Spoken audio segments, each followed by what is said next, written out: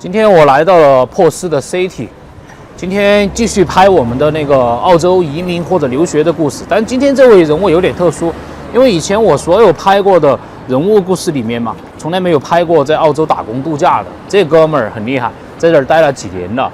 然后他现在工作的地方是在我们珀斯 City 的一个青年旅社，啊，得给大家看一下风景哈。以前这边我好像也拍过，这个是西澳的博物馆，这也是比较人比较多的路口，人挺比较多的。他上班的地方应该就是前面，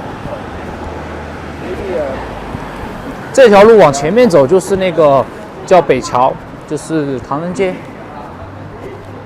大家都知道那个青年旅社一般的位置的话，都是在比较市中心的地方。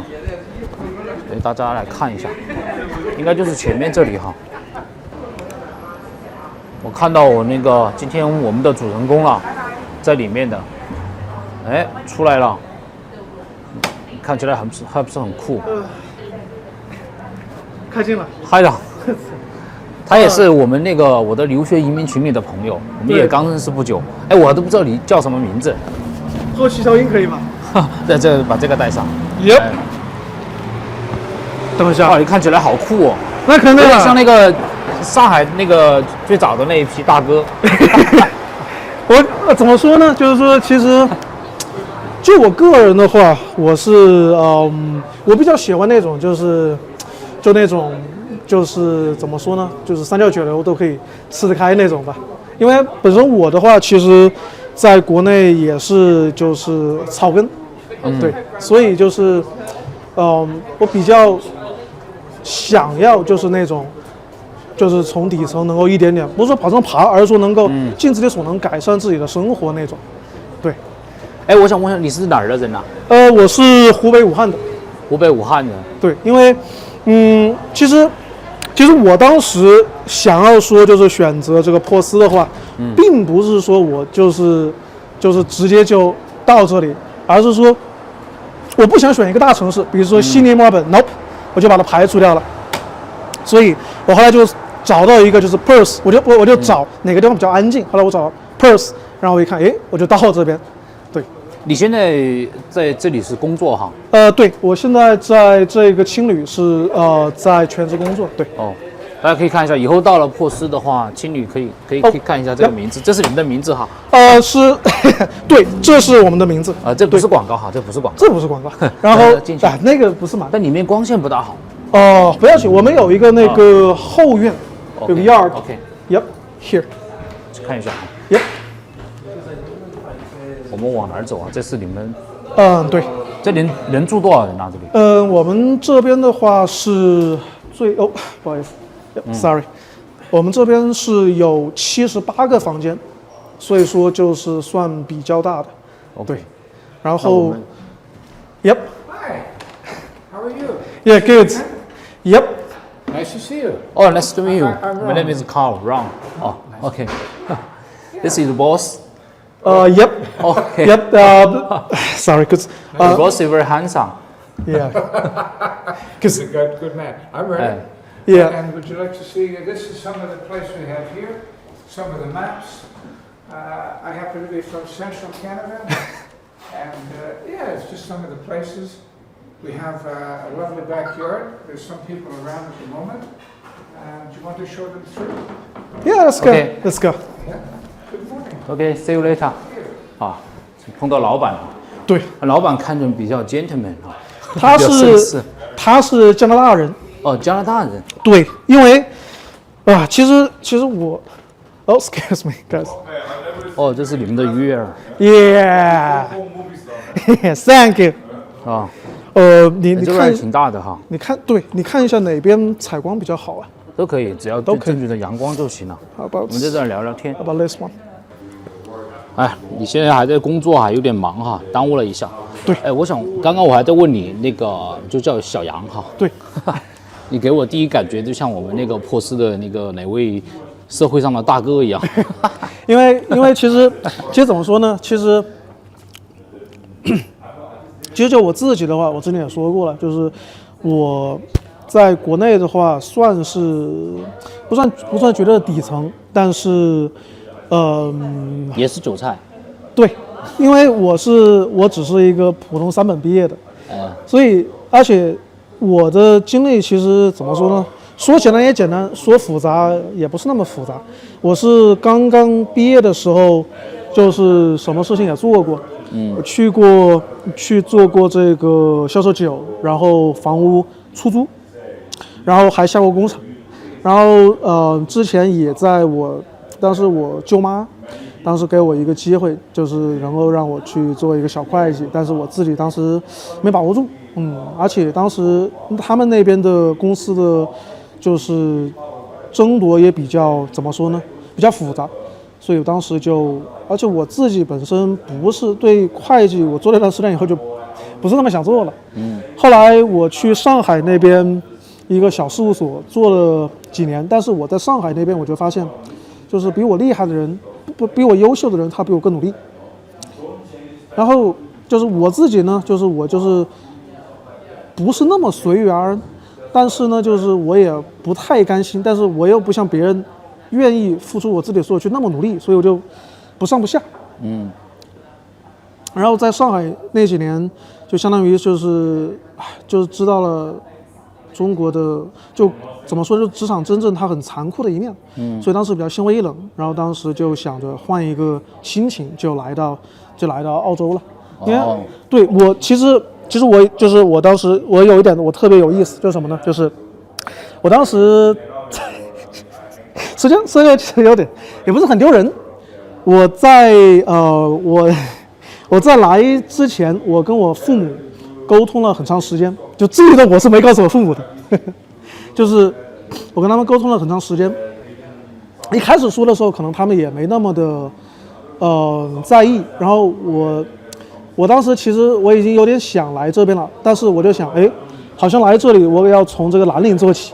那我之前做的是文职工作，所以说我就花了9个月的时间，我就去做了很多体力活。还有一个是我在一个洗浴城那里，当时也觉得挺丢人的，但是锻炼自己嘛。我当时在谢谢。我当时在那边工作的时候，我看到蔡永康他写了本书，那本书有一句话特别打动我，他就是说，年轻的时候，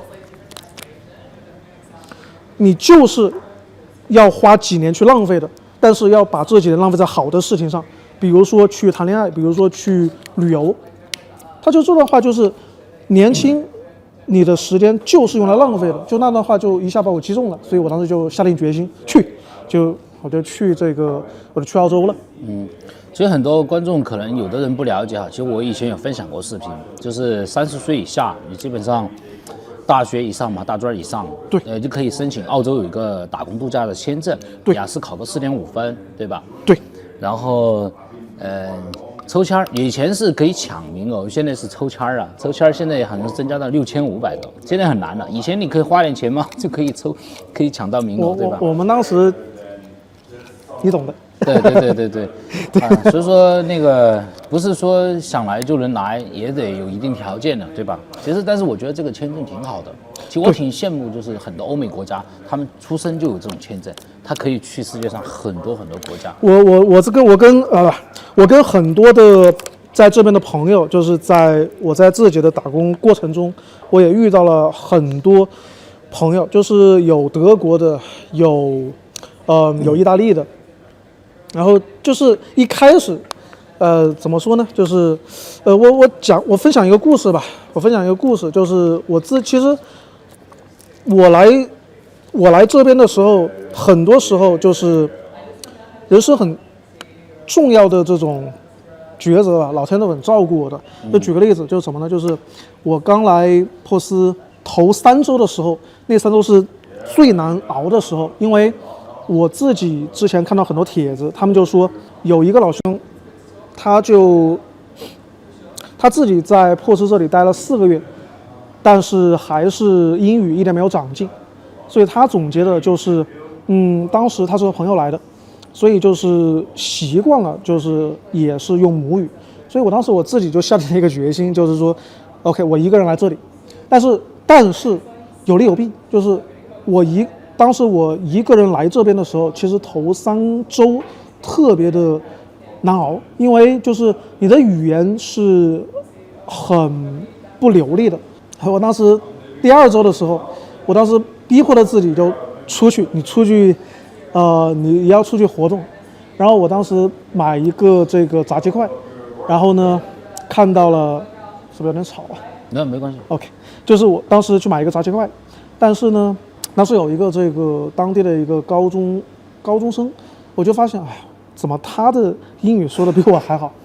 所以就是你其实是特别就是你会就是有很多怎么说呢？就是心理上可能在国内的时候，就是我们会觉得啊小事了，但是在外面确实会觉得很难受的。所以头3周是我当时最难熬的。但是到第4周的时候，我之前是在比较远的地方租了一个房子，然后机缘巧合之下，当时我那个室友就跟我说 ，Perth 有一家旅馆，它是可以换宿，然后是因为这个，我就到了这家旅馆来这边换宿，然后当时这个故事是真实的，就是我当时选了5家青旅，前面几家都把我拒掉了，因为我就说我能不能在这里换宿，他们就说啊不行，人满了，或者说不行，就已经4个不行了。最后一个我就想，哎，那如果这个不行的话，那就我当时没想着回去，但是那再看吧。我当时去到前台，然后前台他们当时我就问能不能换宿，他就说不行。等我正准备往出去走的时候，就我的左脚已经跨出去了，然后我们这个经理，他一下子把我拉住了，他就问我，他就说你想在这里换，他就问你是不是想在这里换宿，我说是的，然后他就和这个 reception 和这个前台就说我们就问了一下怎么安排，然后他就说我相信你能够就是能够帮助他，就是他其实是挺真诚的。虽然就是我不得不吐槽的就是他其实就是很轴，对，就是很轴，因为其实我也是个很轴的人，对。我想问一下，就是你来澳洲是先去了其他城市吗？没有，直接来珀斯的。对。那你有干过什么样的工作呢？给我们介绍一下吗 ？OK， 就是我在珀斯的话，我在这里，我头1年半到2年做的工作有，我刚开始来的时候，我第1周，我在这个旅馆我来了这个旅馆之后，我第1周就是每个人，我敢说每个人都会经历的，就是在中餐馆打工。我在一家中餐馆，在那边洗盘子，然后具体我就不说了。但是不是特别开心，因为你拿的当时的最低薪我记得是18.5刀，但是发的工资1小时只有13、14刀，而且我们还要自己交税，他是不包税。发这么一点啊？对，他还就是他还要我们交税，没错。但是因为我那个时候就是当时珀斯封城了，而且我当时啥也不会，所以就没办法。我当时对自己说，我说我以后我再也不会给华人老板打工，我不会再跟华人老板合作。对，所以就是我敢说，每一个来这边的人，可能到国外的都会经历过，就是在国外，就在这个国外洗盘子。对。然后这是第1份工作，后来的话我还做过，我当时帮一个，我不知道他具体哪里的，但是我是帮他，我们当时去做一些很简单的工作，比如说就是搬家，就是因为国外真的很有意思，他就是比如说就是他有垃圾的话，他要请人，他要花钱请人帮他把垃圾运走，所以我们当时做的是这个工作，而且当时我是第1次在一个很巨型的一个垃圾回收厂，那段意思也是很有意思的，那段经历很有意思，但是和这个老兄合作的不愉快，因为他觉得就是我就是比较好拿捏吧，所以就给了我，当时我跟他就是有过一段争论，但是跟他合作了2周，我就没有合作了。后来的话，有一个就是我当时最惨的时候，我是向我们一个朋友借了300刀，因为当时我身上只有100刀，然后借了300刀，我说我想去 Manjimup， 去 Manjimup 那边做农活。我当时是因为珀斯是6月份解封，但是我直到8月中旬我才起床去那里。原因很简单，原因就是因为我自己心理上还没有，不好意思，我当时心理上还没有做好准备。然后其实我感觉就是说在国外的话，语言是最为重要的，因为我自己学语言的经历是很有意思的。当时在波斯正好封城了，所以说从3月份到6月份这3个月的时间，就是我们这个旅馆当时只有不超过15个人，总共不超过15个人。然后我们就是因为大家第一次碰到封城，所以说大家就是疯狂的聊天，然后就是我们说累了，然后他们说我在听，所以当时在3个月的时间，我就把这个 speaking 还有这个听力就给练的就高强度的锻炼了3个月。我个人感觉就是这3个月的话，几乎可以说就是相当于可能在别的地方可能半年到1年。所以当时而且就是其实我当时有点后悔，就是我一个人来，因为那个时候就是没有人可以商量。但是我就硬着头皮就找一个朋友借了300刀，他说行，我要到，因为就是你要集这个2000的话，就是这个working holiday visa， 你要集这个2000的话，第2年是需要攒3个月，所以我当时的签证已经快到期了，所以我必须到农场去工作3个月，所以我就找我朋友借了300刀，然后到农场到 Manjimup 去工作。去做什么工作？土豆厂，然后采蓝莓，然后帮一对老夫妇去做一些除杂草，然后还有我做过的最有意思的活是我在一个农场待了小半年，从葡萄不是从最开始，但是差不多是从第2阶段吧，把这个葡萄一直到它成果。我当时唯一，因为那时候其实收入不高，但是唯一支撑我的动力就是第一，那个老板他们对我还不错，他们帮我申请了疫情签证。第二就是我一定要亲眼看到，就是这个葡萄它从发芽，然后到一系列工作，到最后它成果，把它就是摘下来去酿葡萄，就是我经历过这整个过程。然后有一个我印象最深的有一点就是，我当时在那个土豆厂的时候。因为那个老板他们是一对兄弟，是对2兄弟，然后，当时他们就是在开那个叉车，当时我呢就是忙的人，其实有点迷迷糊糊的，然后那个叉车砰到的时候，就不小心就把我撞到了，不是很疼，不是很重，他把我撞到了，我当时一下我没反应过来，然后那个他是二老板，但是他那个弟弟就很生气，因为他可能就是说又惊又怒。给大家插播一个小广告哈，东哥也要吃饭，1分钟非常快。如果你在澳洲、美国、香港、新加坡、马来西亚或者东南亚国家，只要你想买美股、澳股、港股、新加坡股票或者中国的 A 股，你觉得本地的券商手续费太高，或者使用的 App 都是英文的界面，用起来不方便，那么今天就给大家推荐一个纳斯达克上市的股票投资平台富途 Momo， 拥有中文的投资界面，关键是免交易手续费和平台费，只要你开户入金就送股票。富途现在持有全球50张主流金融市场牌照，全球1800万用户正在使用。如果你不知道买什么股票，也可以使用 Momo 的机构追踪功能，将股神巴菲特的股票放在你的购买列表里面，跟着8大哥买不会错。然后最重要的一点就是大家一定要使用我的专属链接去开户注册，才能拿到赠送的股票奖励。不同的地区有不同的奖励和政策，我会把详细的注册链接和不同地区的奖励政策放在视频描述区，朋友们自己去看。感谢大家的耐心与支持，继续看视频吧。他就问我，你就是你他妈怎么回事？然后我一下我也气了，我就说你怎么开的？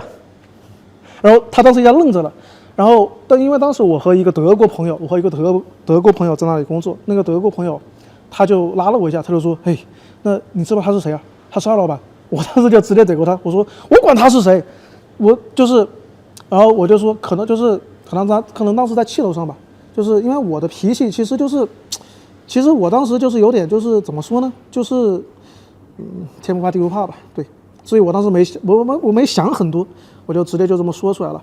然后其实我也做好了就是这个走人的准备了，因为我们这个德国朋友就跟我说他是二老板嘛。结果很有意思的就是，当时我们吃饭的时候，那个老兄噔噔噔他就走过来就跟我说：“哎呀，不好意思啊，当时我也不小心撞到了，你没事吧？”我当时反而愣住了，我说，然后后来就一笑泯恩仇嘛，就过去了。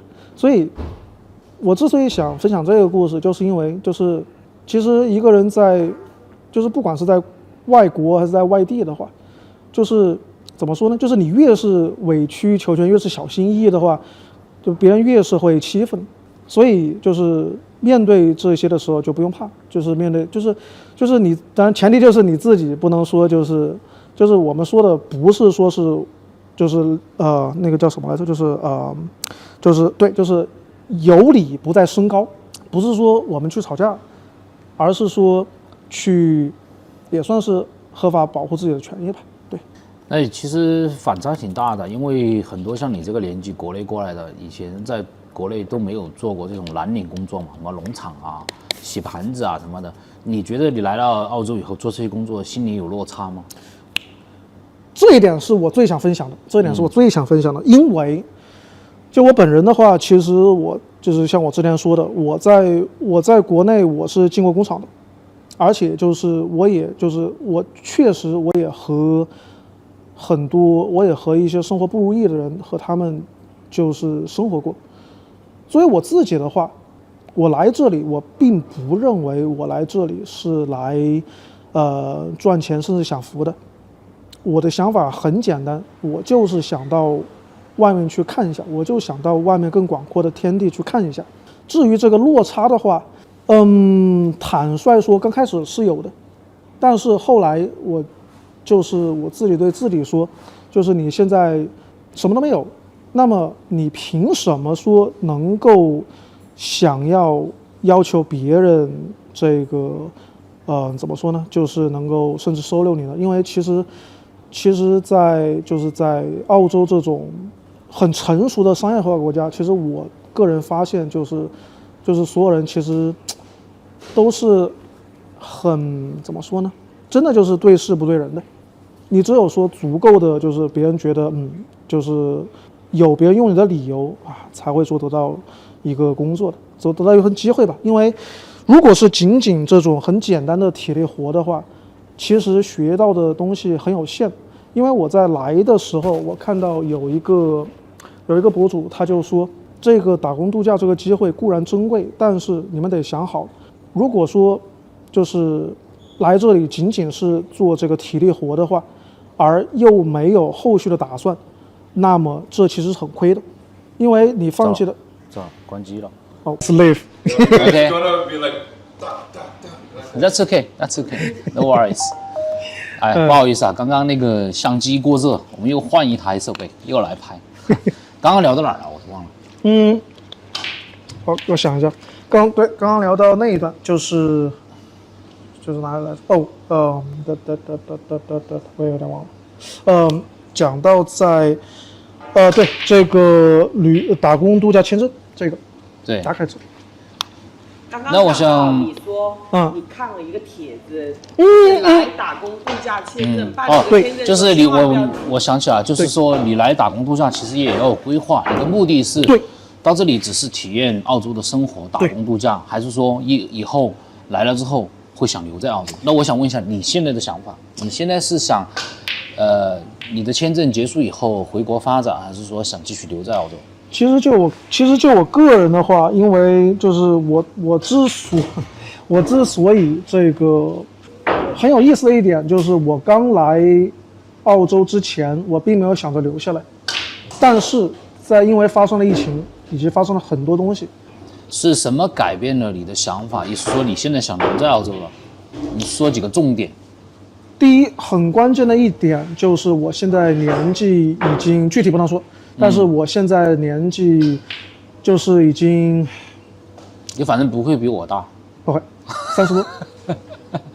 就是我想的一点就是，我这个年纪再回国内发展的话，本身我自己也没有一个很硬的一些文凭方面、能力方面，并没有很强的能力。那么我这个时候回去，我和那些年轻人是并没有任何的竞争力的，这是第一点。第二点就是，其实我这个人，其实我这么说吧，我最打动我、最打动我想留在澳洲的一个点就是，我有一天在街上走的时候，我就发现就是大家其实是很放松、很自然的那个情景，让我想起我小时候，差不多80、90年代那个时候，就是我小时候喝的这个牛奶是一个1块钱一袋的草莓牛奶，但是那个牛奶是真的就是质量很好的。我在澳洲这边喝到一款草莓牛奶的时候，我就想，这不就是我小时候喝的那个味道吗？就是我可以说我是见证了国内高速的经济发展，但是同时也放弃，大家也就是这个社会的变迁是很大的。我想到澳洲一个很重要的原因就是，我可以说就是国内并没有特别好的土壤适合我这种就很较真的人，就是我自己评价我自己其实是个很傻的人。傻的意思就是你愿意去遵守一些东西，你不愿意那么灵活，你不愿意为了利益，为了一些能变现的东西放弃自己的东西。我觉得这是很傻的人。你是一个比较有价值观的，追求有自己的原则，比较享受自由的人，对吧？对，因为就我自己的话，可能是我们那个时候老师的影响，就是我们老师其实都是理想主义者，所以他们在教我们的时候，自觉不自觉的就会告诉我们，就是你们要做一个对社会有用的人。但是那个时候那个语境下，所谓对社会有用的人是指，就是类似于一个公民，对，就是你要做一个有原则的一个，至少来说就是我们，因为我们生活在这个社会嘛，你不能说去破坏这个社会，而是去保护珍惜这个环境。但是在我后来，尤其是到上海的时候，就是很多你曾经以为是对的东西就被打碎了，所以这是有很多潜规则。对，所以其实是很令人伤心的，因为你说谁不想在家乡发展呢？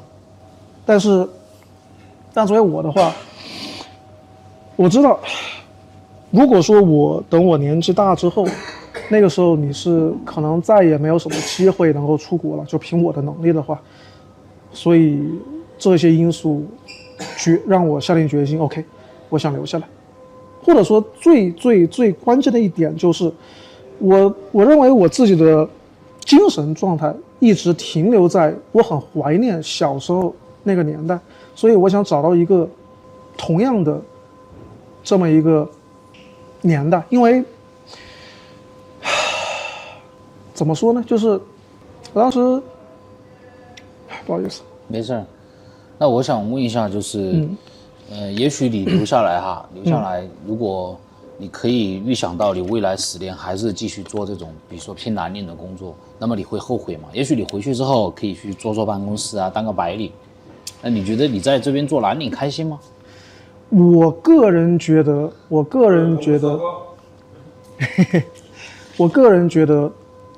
其实我不知道这段 B 站会不会播我啊？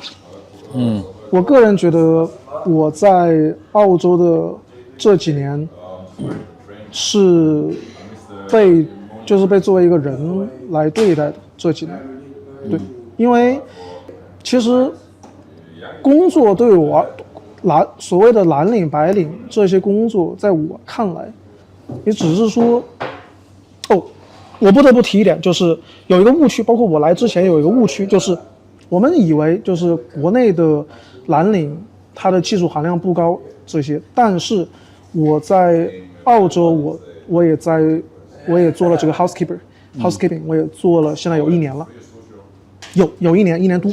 我最深的一个感触就是，其实国外它对于蓝领，就是之所以这个老板愿意付蓝领比较高的薪水，是因为其实对蓝领要求是很高的。第一就是你要能够流利的用英语和这个组员进行沟通、进行交流。第二，你要有相当强的服务意识。第三，你要能够融入这个团队。第四，你要按照澳洲当地的他们这些法规法律、他们的这些准则来进行所有的这些操作。所以其实要求是比较高的。我甚至可以就是我并不认为我的心理上有一个落差的一个原因，就是我觉得我在国内作为一个白领的，就是除了这些技术要求，你的综合素质，其实可以说才堪堪能够达到这边做蓝领的要求。这是我一个很深的体会，所以我在看清楚这一层之后，我并不会有任何的落差。其实简单来说，就是澳洲虽然说澳洲人都比较懒嘛，但实际上拿了人的工资，其实大部分人还是很认真负责的，专业性要求还是挺强的哈。毕竟澳洲的工资全世界都算最高的。我跟一个韩国一个朋友聊过，很有意思，就是这个韩国朋友，他当时他来这边头一年，他也是被韩国老板盘剥过，被韩国老板剥去过，所以他也对自己说，我再也不要和韩国老板工作了。对，然后他说我们这些亚洲人之所以能够在这里有工作，就是因为本地人很懒，因为他们的懒才给了我们机会。所以我不想，我比较怕回去，还有一个很重要的原因就是我做不到像别人那么勤奋的，我不愿意去牺牲我的身体去换取一份收入。所以我对我自己的评价就是，志大才疏，然后比较懒散，不是那么勤奋，有点小聪明，所以不适合和很优秀的人卷。对啊，澳洲其实生活比较简单，就是你只要付出时间，付出你的劳动，对，很简单的生活，就是这样。我觉得最幸福的事情是什么呢？我觉得最幸福的事情是，我不管我做一份什么，不好意思，我不管我做一份什么工作，我能够得到就是我工作的意义，我能得到具体的人的承认。比如说我在这里做 housekeeping， 这个旅客他会跟我就是很自然的说 thank you， 就是很谢谢。我其实是觉得是很，就是你是被人承认的，你是作为一个人的一部分。所以就是怎么说呢？我个人觉得生活的话，就是物质是前提，是保障，但是如果说你无法从工作中找到一些乐趣的话，那是很难坚持的。所以可能这也是我能够说接受这份落差吧，因为我自己知道我本身并没有很大的能力。对，简单来说，其实我觉得出国也是英文是最重要的，要把语言能力解决了，你在这里生活就不难，很简单。我可以分享一个故事，就很有意思的，就是我在哔哩哔哩，我在 B 站上，我看到有一个德国人，一个老外，这个德国人他到重庆，然后他甚至学会了重庆话，所以我在看到这个老兄的故事以后，其实令我是很震撼的，而且他只用了3年，但是他好像是学中文的，我也忘了是哪个 UP 主，但是我就是这个英语的话，我是觉得就是一个人你想要在一个地方生存的话，语言它是最起码最基本的最基础的。如果说连语言都无法攻克的话，那么后续只会有更多更难的这些关卡。因为我在农场和肉场总共待了有1年半，总共有1年1年零7、8没有，可能1年多，可能1年零2、3个月。但是令我很受触动的一点就是，绝大部分留下来的甘愿在这里做很长时间的都是亚洲人，他们的语言就是他们在待了一段时间以后就会怯于去和别人用英语进行沟通。所以其实我当时是我在一个萝卜农场工作过，那个农场的收入其实是我工作最高的，1小时有25刀，但是就是你无法在这里有自己能力上的成长。所以我当时又对自己说，就是我再也不想在农场和肉场工作了。当然我后来也做了，对。但你现在能方便透露吗？现在你英文比以前好多了，像这种 housekeeping 的话，大概时薪能多少？方便透露就透露。因为这就是因为之前的话，之前的话，我们的薪资大概是20到，就是跟我在那个萝卜农场是一样的，现在涨了1-2块。所以这个薪资其实是不高的。但是怎么说呢？就是像这种，就是我愿意选择做这种 housekeeping， 一个很重要的原因就是我每天能够和人打交道，我每天能够说和人沟通，至少能够保持我的语言它不下降。